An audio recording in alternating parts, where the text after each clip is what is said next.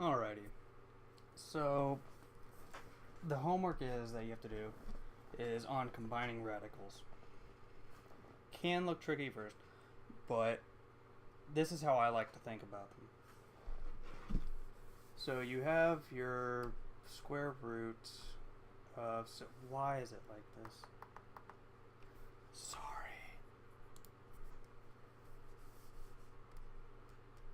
Where's the color? There we go. Alright. So you have your square root of 6. Alright. And this is going to be combined with 2, that's a 2, square root of 3 plus 3 square root 2 plus 4 square root 6. Okay, so you've done combining like terms before. This is the exact same thing. There's really no difference. It just looks more intimidating, and there's the possibility of simplifying. So the square root of 6 is 3 and 2. However, you cannot take the square root of that. There's nothing that it can be turned into. This is just 2 and 3. Nothing changes. It's stuck like that. Okay. So everything right now is in its simplest form. So now you need to start looking for things that have common terms. Well, as I said in the beginning, I like to think of it this way. Think of it as x plus 2y plus 3w plus 4x. Those square roots are just numbers. That's all they are. They're really nasty numbers, but they're still numbers nonetheless.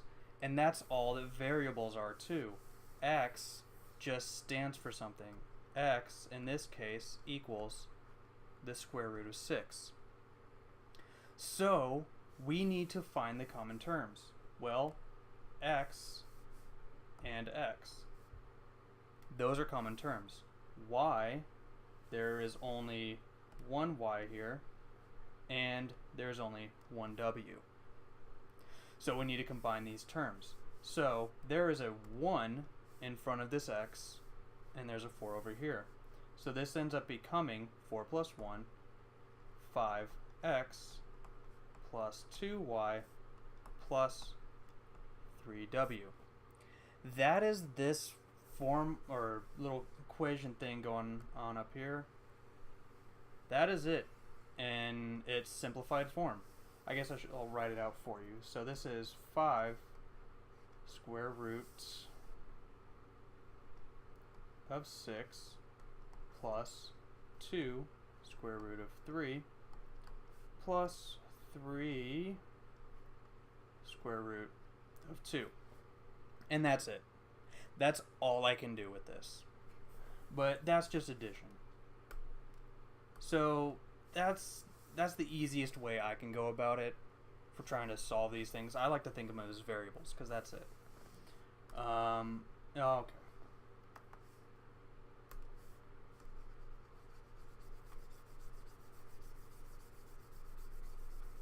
erase all this. Alright. So I think I saw on the homework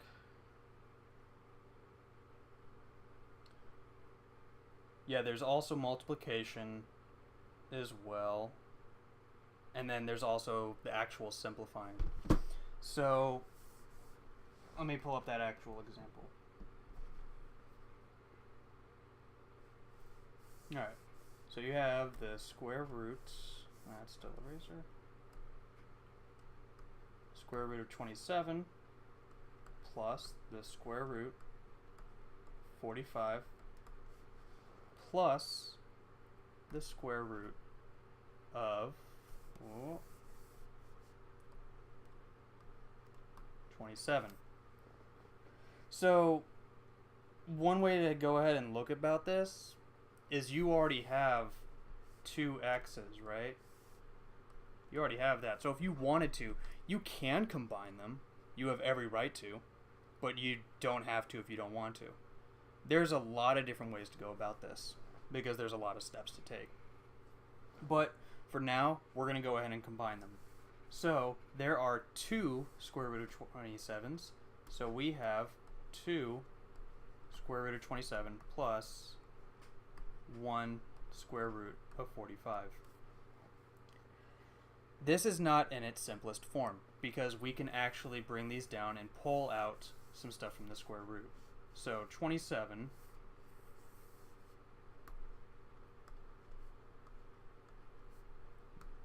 3 goes into 27 9 times.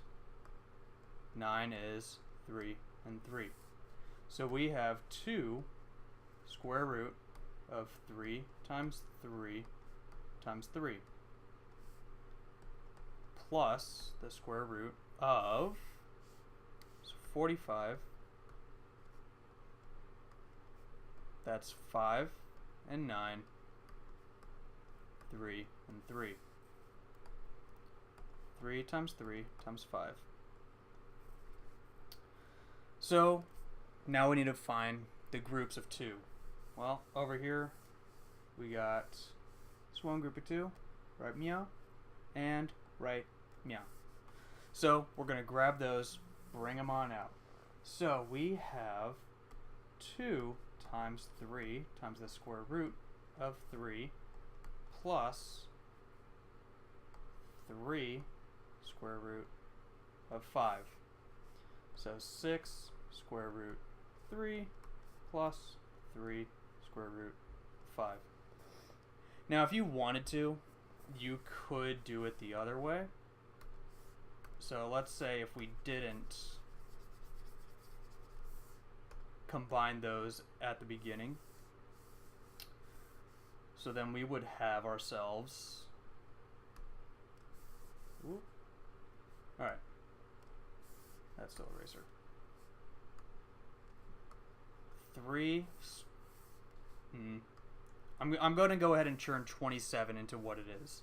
So this is 3 square root of 3 plus 3 square root of 5 plus our 3 square root of 3. Look for those common terms. We have a, where's the, we have an x here, a y here, and an x here. Those aren't literally there, that's just how I think about it. So common term, there's a term, oh, common term. So now we combine those. They work just like variables. The ones on the inside do not get added. The ones under the radical do not get added because they're just as x's. You don't make the x's more. They just stay x, and you count how many of the x's there are. There's 2 of them. So if this was 2x and 2x, well then it just becomes 4x because there's 2 of them there. This one, there are 3 x's, so it becomes, when added, 6 square root of 3 plus 3 root 5. There we go. So we get the same thing either way.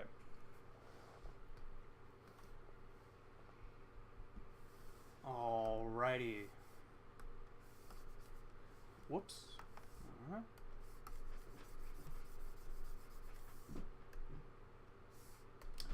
Okay. And you have 2 more things. Alright, multiplication. Again, it works just like variables. So I'm going to use different from what you have in your book or your guide.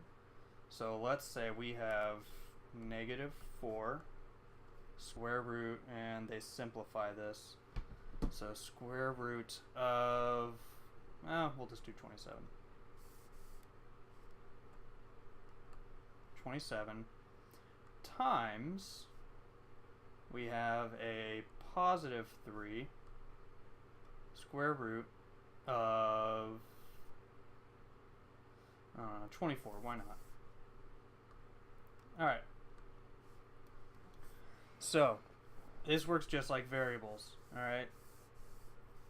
If you have an x here and a y here, you multiply those. That becomes x times y and whatever was in front. If this is 4x and 3y, it is now 12xy. Alright? They're just numbers. Treat them as variables. So now we need to apply the same rule. We need to multiply the numbers that are in front, negative 4 and 3, so that becomes negative 12. Well, what's underneath the root? 27 and 24. I didn't think through this clearly, and now I don't know what that is multiplied. But I'm not going to use a calculator. Not going to do it. So 27, we know, is 3 times 3 times 3. 24, that is 6 and 4, 3 and 2, 2 and 2. So 3 times 3 times 3 times 3 times 2 times 2 times 2. Alright. So now what we're going to do is we're going to find the groups. Because we need to simplify this. I could multiply it out, but that's not simplified. So let's look for groups. Here's one group, another group, and yet one more. So we have 3, 3, and 2. So we're going to get 1 3 out of this, another 3, and a 2. So 3 times 3 is 9, times 2, 18. So I'm going to bring all that out, and I'm going to have negative 12 times 18 with the square root of whatever was left over, which is 2. I don't want to pull out a calculator right now and do that. So that is what you're left with. Whatever the multiplication of that is, and times the square root of 2. That's how you combine the radicals for multiplication. You simply just multiply whatever is under the radical with whatever is under the radical. All right.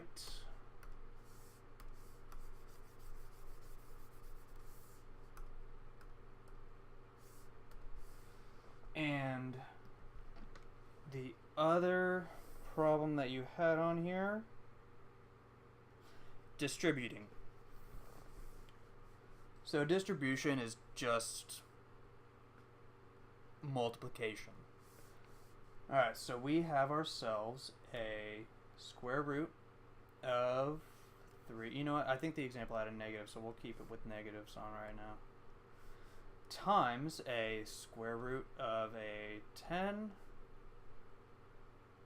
plus a square root of 3 minus a square root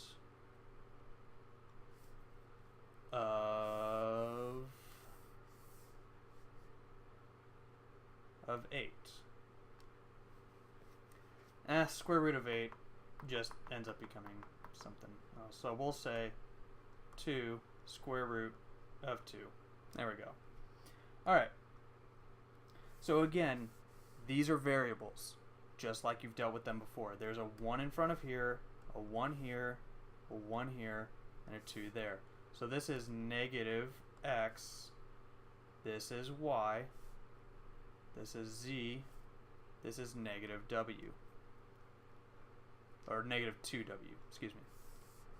So we're going to distribute the negative x to everything. So this becomes negative 3 times positive 10, which is a negative square root of 30. The negative is on the outside of the radical. It does not go underneath because it's still that 1 in front. It's a negative 1 is being multiplied. A negative 1 is being multiplied by the radical. The radical does not apply to the inside, so it stays on the outside. Alright, negative 3 times positive 3. That becomes a negative square root. Negative square root of 9. Negative square root of 3 times negative 2 square root 2. Negative times negative becomes positive. And we still leave the 2 out front because there's a negative 1 here. 1 times 2, 2.